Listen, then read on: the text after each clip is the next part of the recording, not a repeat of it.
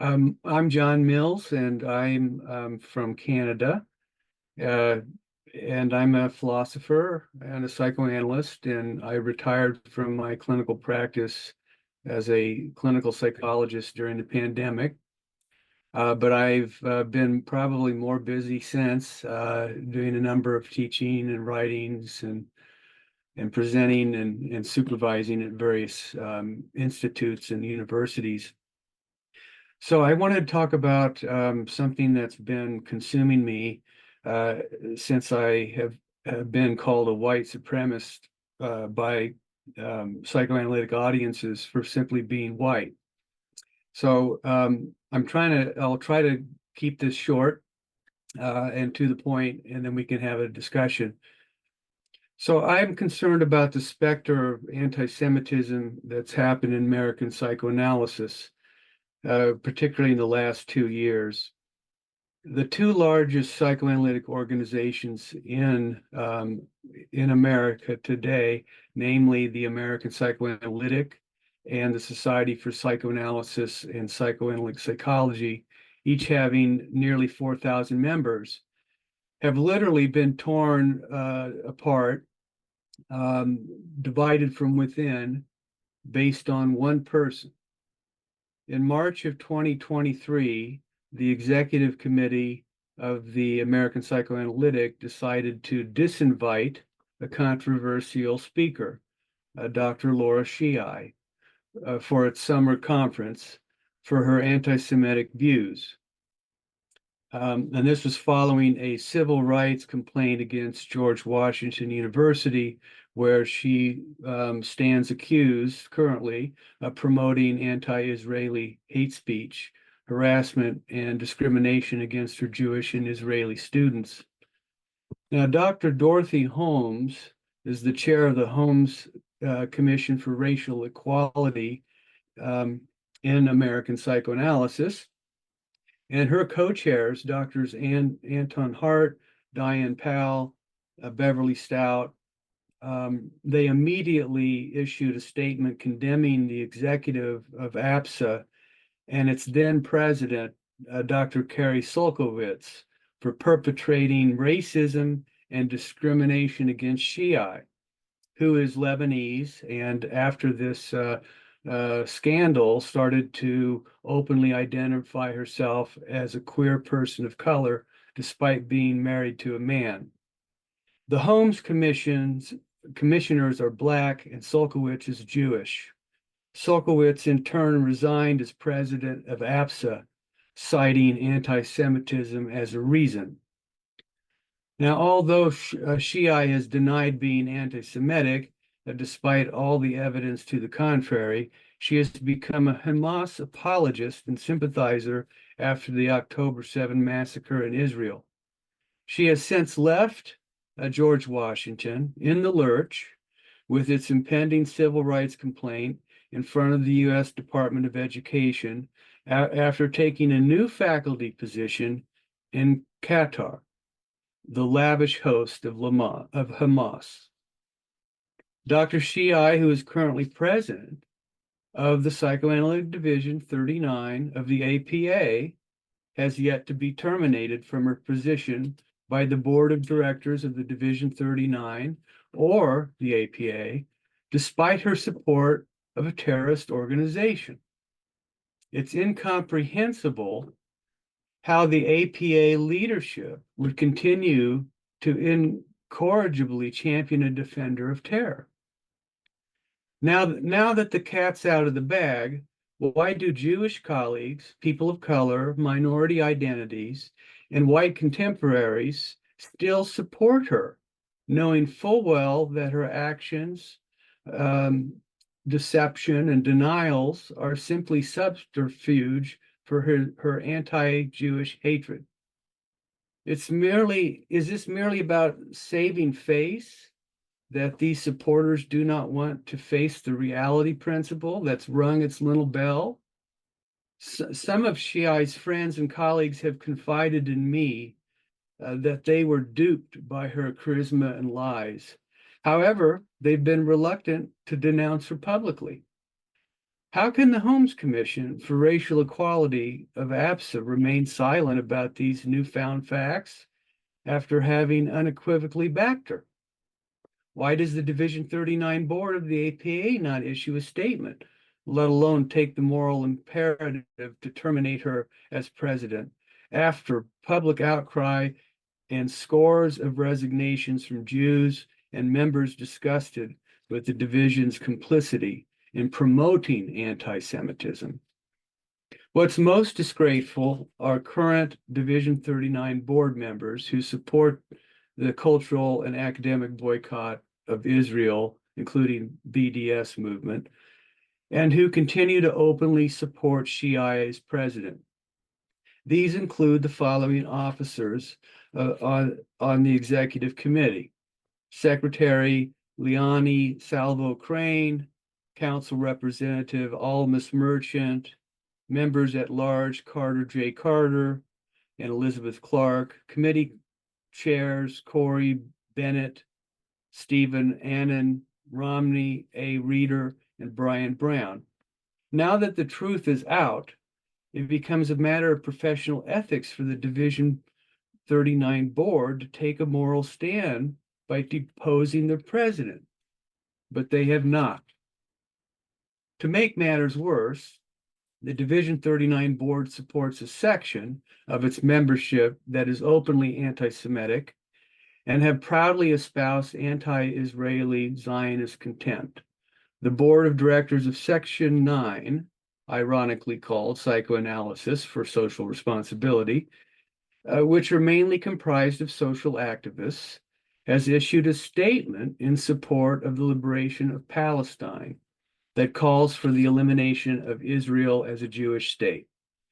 The statement is endorsed by the entire board, including President Matt Leroy, past President Carter J. Carter, President-elect Molly Merson, Treasurer Drew Madori, Secretary Sarah Blair Jenkins, Section Representative Soda Menti, co-chairs of the Publications Committee Andrea Ricarte and Rosanna Etroen, and members at large Tara Lasheen, Brianna Solkovic, Carla Malamud, Diana Chenery, and Mamta Dadlani.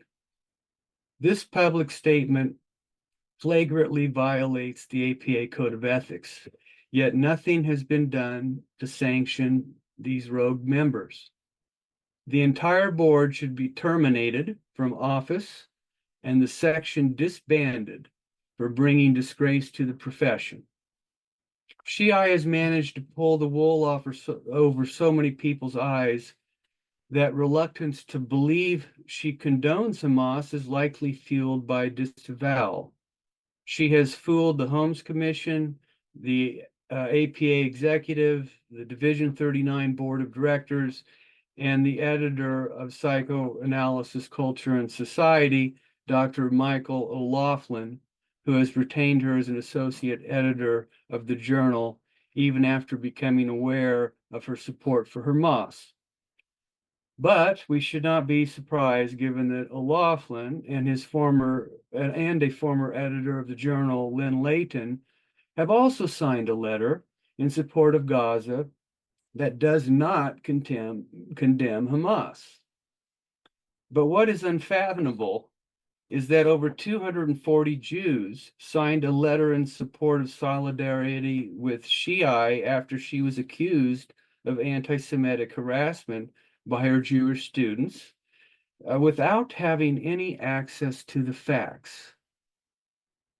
I mean, we're still waiting. Those students who were required to take her mandatory diversity course and who did not receive any due process due to the investigation were stripped of all dignity and simply assumed to be guilty of falsely accusing Sheehi of professing Jew hatred in her class. Because of this, they will likely suffer and their future careers may be compromised. But now that the facts are public, what do these Jewish colleagues have to say for themselves? Jewish psychologists, psychoanalysts, academics, and scholars who signed the letter supporting Sheehi are some of the most respected and revered people in the profession. While you can peruse this complete list of signatories for yourself, if you just Google search Solidarity for Lara Sheehi by Jewish psychologists, it will come up. I just want to draw your attention to some of the most recognized clinicians and influential scholars in the field, including Judith Butler, Andrew Samuels, Susie Orbach, Jessica Benjamin, Alan Bass, Joel Whitebook, Doris Brothers, Erwin Hoffman, Sue Grand, Elliot Juris, Jack Dresner, Stephen Knopfloch, Todd Essig, and Jonathan House, just to name a few. We should not be surprised that friends of Sheehi organized the letter, including Lynn Layton and Hannah Zevin, who is the stepdaughter of Donald Moss, the woke poster boy of psychoanalysis who professes that white babies are born racist, for which he received death threats, while the offices of IPhA had to shut down due to bomb threats. Social justice activists Stephen Soltz and Stephen Reisner also signed on. Given that Soltz and Reisner were given an award for their activism exposing psychologists' involvement in torture at Guantanamo Bay, Cuba, what do they have to say about Sheehi, who celebrated Hamas's savagery on October 7? Nothing. Soltz is also president-elect of Division 39, and he's done nothing on behalf of the greater membership to remove her since the facts have been made public. But he's also anti-Zionist, anti-Israel, and pro-Palestinian. In fact, to my knowledge, none of my esteemed colleagues have gone on record to denounce their support for Sheehi, who condones terrorism. They should be ashamed of lacking the moral courage and bringing dishonor to the profession. Now, since Sheehi fled George Washington for the Doha Institute for Graduate Studies in Qatar, where she is free to now publicly spout her anti-Semitic hate with impunity, she had recently published a propaganda article titled "Intent to Harm: Settler-Colonial Outposts in Psychoanalysis" in the journal Middle East Critique. On the journal's webpage, under the link Journal Information, it gives a legal disclaimer. I'll read this. The editors of Middle East Critique and our publisher, Taylor and Francis, are agents funding the editor, any member of the editorial team or editorial board, and any guest editors, and our licensors make no representations or warranties whatsoever to the accuracy, completeness, or suitability for any purpose of the content. Any opinions and views expressed in this publication are the opinions and views of the authors, and they are not the views of or endorsed by the editors of Middle East Critique or our publisher, Taylor and Francis. The accuracy of the content should not be relied upon and should be independently verified with primary sources of information. The editors of Middle East Critique and our publisher, Taylor and Francis, shall not be liable for any losses, actions, claims, proceedings, demands, costs, expenses, damages, and other liabilities whatsoever or howsoever caused, arising directly or indirectly in connection with, in relation to, or arising out of the use of the content. Isn't that a lovely legalese disclaimer? Since when does a so-called scholarly academic journal say, quote, the accuracy of the content should not be relied upon, end quote, as if scholarship is merely an op-ed piece where the content, quote, should be independently verified with primary sources of information. Isn't that what a competent editorial process should ensure before accepting the article for publication?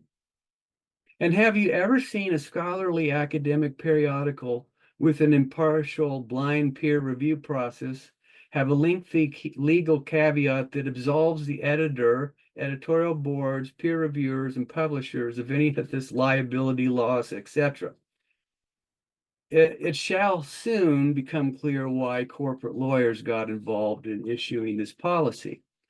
Sheehi tells us in this article, just published, in her autoethnographic account about how Zionism is a settler-colonial, quote, settler-colonial eliminationist ideology conducting genocidal warfare in Gaza, end quote.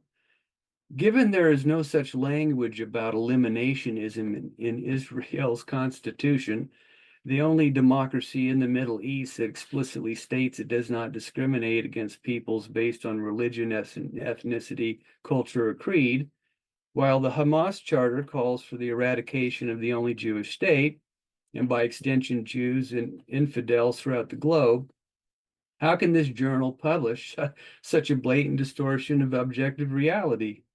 Of course, she makes no reference to Hamas as a terrorist organization that governs Gazans funded by Qatar, the human rights atrocities they perpetrate toward their own citizens, they deliberately kill and martyr, and chalks up the October 7 massacre as armed resistance under the guise of liberation from Israeli oppression when they govern their own territory.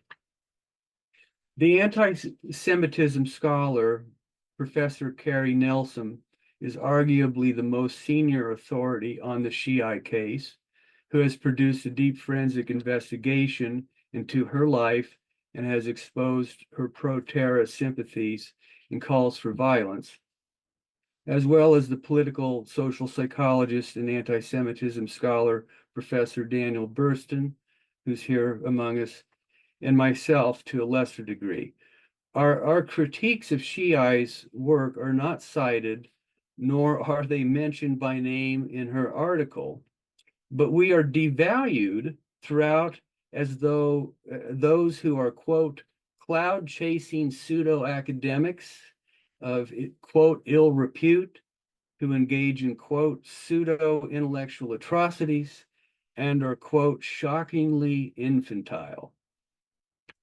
We are written off as, quote, right-wing fascists, end quote.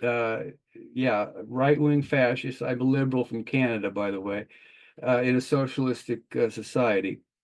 We're also called racists, and these are her quotes, racist, sexist, misogynistic, xenophobic, Islamophobic, anti-Arab, colonial settlers, I love it, who sit on the occupied land of Turtle Island, North America, including, quote, the settler colony of the US and Canada. And we've set up outposts with the intent to harm this poor Arab victim. To note, the article was received and accepted on the same day, April 24, and rapidly published online within a month by a journal that claims to have a double-blind review process in addition to the editor's evaluation of merit. Under the journal's peer review statement, quote, all submitted research articles undergo an initial editor screening followed by double-blind peer review with at least 2 independent referees. I have never heard of a blind peer review process happen so quickly, especially with a complete turnaround time in 1 day. Given this piece of information, I was also curious how Carrie, Daniel, and myself could have our article cited and quoted in the body of her article without mentioning our names, nor having our sources appear in the references section. Outstanding oversight by these scholarly peer reviewers, who in their due diligence would not ask for names and complete references, including titles, publication venues, and page numbers, where quotes may be checked for accuracy. Or perhaps they are omitted out of fear of legal consequences. Nevertheless, our arguments are not even addressed, let alone given proper engagement. She certainly does not want to draw any attention to our published work that is critical of her, but these serious omissions only point to a corrupt review process by a sham editor in charge of a vanity journal. Here, what passes for scholarship is a series of borderline rants, ad hominem attacks, and informal fallacies of logic under the academic integrity of emotional polemics and crass aggrandizing negation. The sophist ploy of name-calling, moralizing, and use of condemning language disguised as valid argumentation only belies hollow grievance, deserving what Plato refers to in the Gorgias as refutation by laughter. Also of note, she no longer refers to herself as queer in this article, despite all the other identity flags she wears. Could this be because she now lives and works in Qatar? I heard they don't treat queer women very well over there. It bears repeating, she fails to mention, let alone denounce, the Hamas pogrom or that Gaza is ruled and controlled by a terrorist government. Only evil Israel is to blame for its genocidal campaign to eliminate its peaceful neighbor. Geez, isn't that edict in the Hamas charter directed toward Jews? And guess what? Her open access article that cost thousands to publish, appearing in such an illustrious academic journal, was funded by the Qatar National Library. Thank you, John.